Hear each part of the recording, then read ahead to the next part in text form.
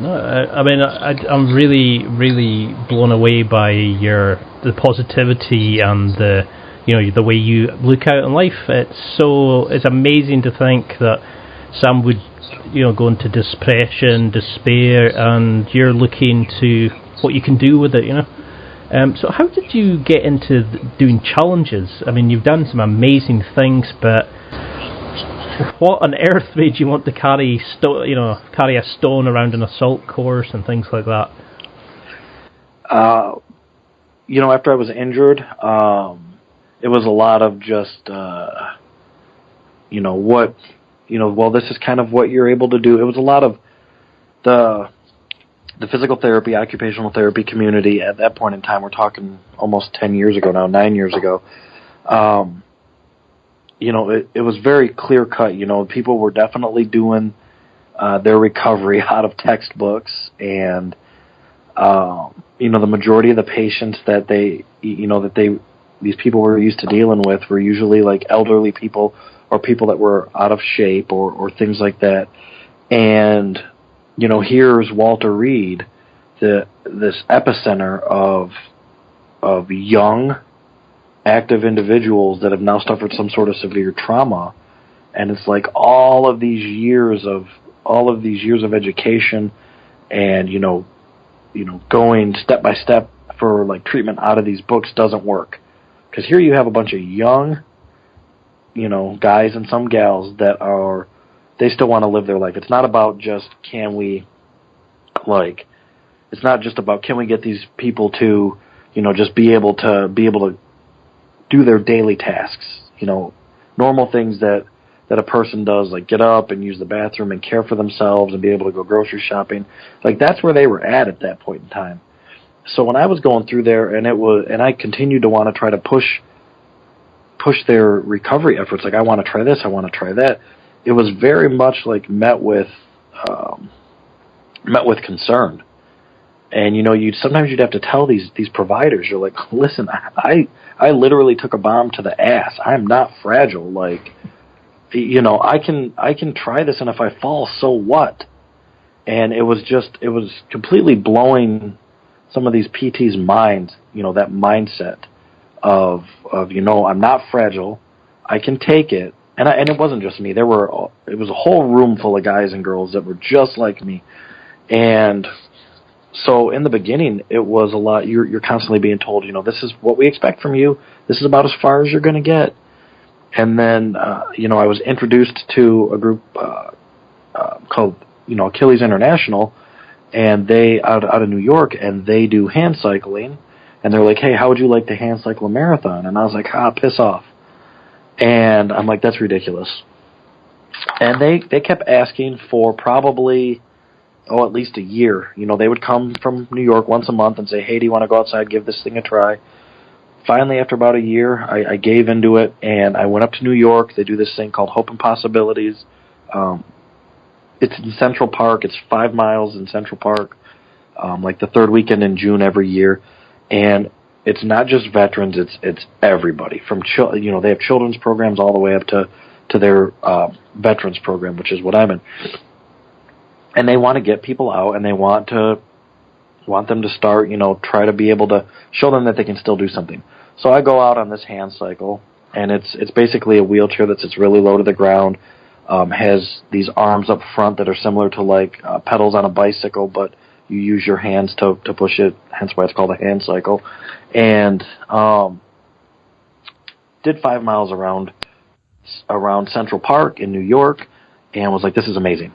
The wind, it was going fast again, and it was outside, and it was just nice because it was kind of like I was on my own. It's, some people like to run, and sometimes the reason they like to run is because that's their way of being in their own head with themselves, to think about whatever and just enjoy nature or the outdoors or whatever the case may be. And for me, it was like, wow, this is amazing. It's something that gets me out, that I can do on my own, that I can be left alone to my thoughts, and I'm outside and I'm breathing in the air, and I just feel great. So I expressed interest in wanting to do my very first marathon here in Detroit, Michigan, which was my home base. Michigan was my home. So they let me borrow a hand cycle, and I did my very first marathon. Albeit I didn't train for it much, and I made the mistake of going out with my brother and my cousin the night before and drinking, so I wasn't really, but I did it, and really what got me through that wasn't, it wasn't that I was like necessarily physically prepared for it, but it was just grit. I was like, I'm going to do this, I'm going to finish it. So it wasn't great. I was hurting for days afterwards, but, I finished it. And from there, that's really what kind of got the ball rolling on, well, what can I do now? So now it's like I want to start training and see how far I can push myself in this. And then, with that, I got a couple years later, I got introduced to CrossFit, and CrossFit was really another game changer for me. Because I had power lifted in high school. I'd always liked the gym, the traditional, what some might call bro lifting, like your bench, your squat, your deadlift. That's what I'd done growing up in high school for sports. I'd power lifted. That's what I knew.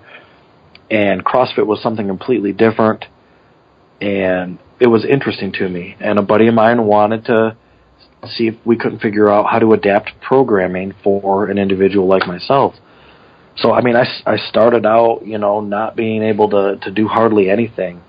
The unique thing about CrossFit is it's, like gymnastics and lifting and Olympic lifting and cardio all wrapped up into one at any given moment. And so I started doing stuff like that, learning how to, do pull-ups and learning how to do, move my own body weight around and move my own body around. And I started doing this, and that's when I really started to lose weight. The hospital had ballooned me up to 360 pounds because I was just not doing anything, and they had me on a ridiculous diet, and I was just fat. And then I retired, and they were like, "Oh, you don't have to do anything now, you're good." And I was just lazy and retired. And then, doing the hand cycling and then getting into the CrossFit really changed my whole world. Ended up losing a little over 100 pounds so far. Still have some weight to go. Still like to lose another 40 or 50. But the CrossFit really changed my life because now it showed me how I can move my own body weight around. And it really taught me to get out of my wheelchair and start doing things. Because when I first started, I was always trying to figure out, how can I do this in a wheelchair? How can I do this in a wheelchair? And I finally realized that the wheelchair was actually kind of a prison. The wheelchair was actually preventing me from being as mobile or as active as I could be. It's great to use day to day to get around, but it just was preventing me from being able to, really do what I can do. So once I started doing that, I started getting this idea of, maybe I can push this even farther. What can I do to kind of push this farther or take this to the next level? And it was, I've always wanted to do one of these obstacle course races. They just looked fun, and I wanted to see if I could do it. So a friend of mine who I was at the hospital with, he had gotten into doing Tough Mudders and some Spartan races.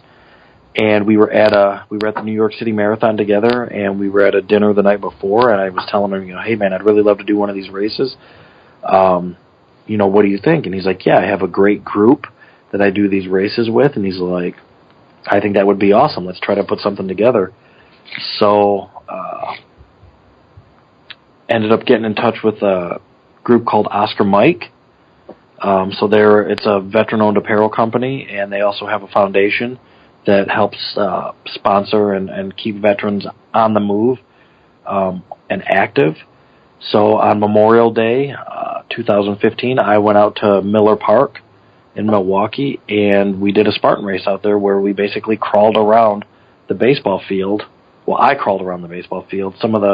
And the rest of the group, that was there, they did the race, and certain obstacles that I needed assistance with, like walls and things like that, we'd give me a boost to grab the top so I could try to get up and over it. And, we started as a team, we finished as a team, and that was really a game changer for me. That's what really changed. And I know I've said this a couple times. I guess I've kind of had a progression on these kind of life-altering events or doing things with these groups that have just been life-altering, and they really have. But yeah, that changed things because I started to see that, how far I really could push myself. So, and it's just kind of been one of those things since. I continue to try to push myself in a different dynamic. The obstacle course races, they're always challenging. I've done a few now of the shortest ones that they offer. In May, though, I'm getting ready to try Spartan's longest race, not longest, but one of their longer ones, which is going to be about 3 times the distance of anything that I've done. So we'll see how that goes. But yeah, it's just, it looked like something I wanted to do. I really wanted to see how far I could push myself. And, it turns out, like anything in life, I mean, everybody thinks that they can do everything on their own, but like anything in life, somebody's probably helped you out in some small way along the way. And that's kind of how it was with Oscar Mike. We started together as a team. We finished as a team. They helped me where I needed it, and I, you'd be surprised, I even able to help some people where they needed it. And along the way, a lot of people told me that I was inspiring them to keep pushing. So, even in me just being out there, it turned out I was helping other people along their journey as well, which was, it was incredible. I can't say it's incredible in the moment while I'm out there, because, it just sucks.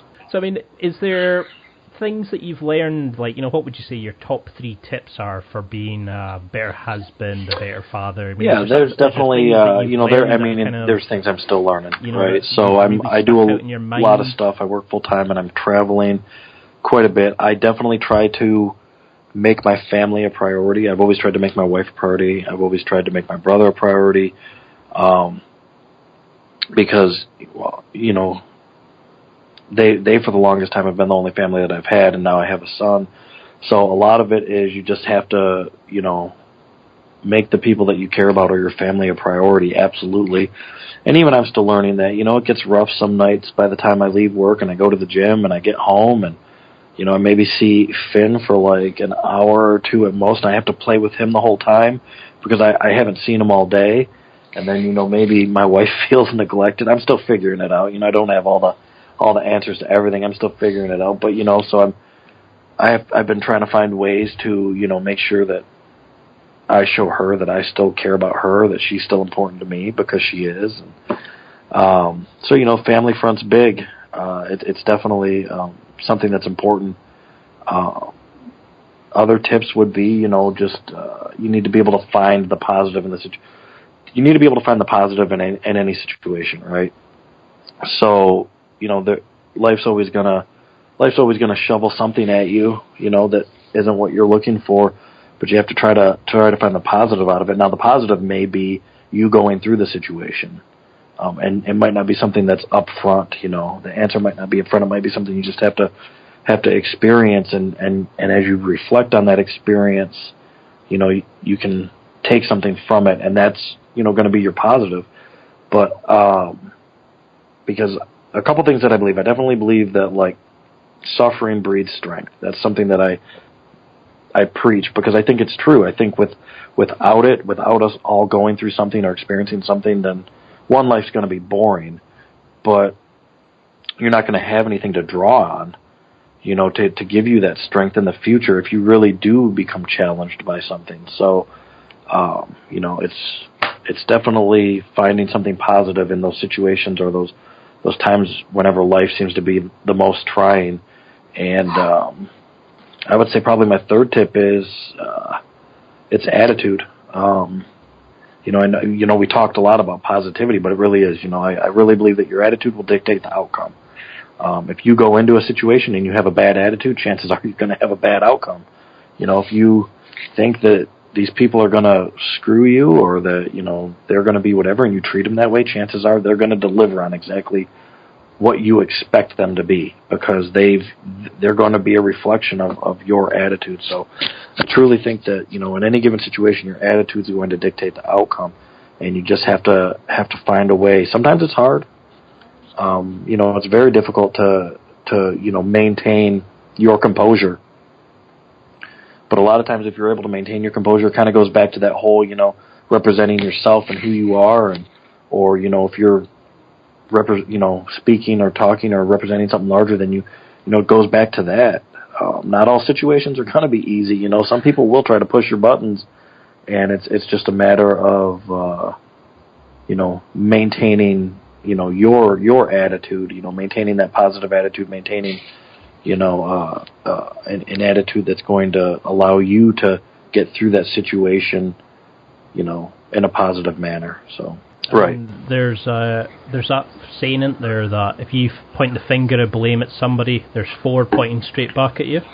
And it's like you're saying, it's all about how you adapt to the situation. It's how you handle the situation, and that if you can see the positive in something, you can certainly make the best of a situation.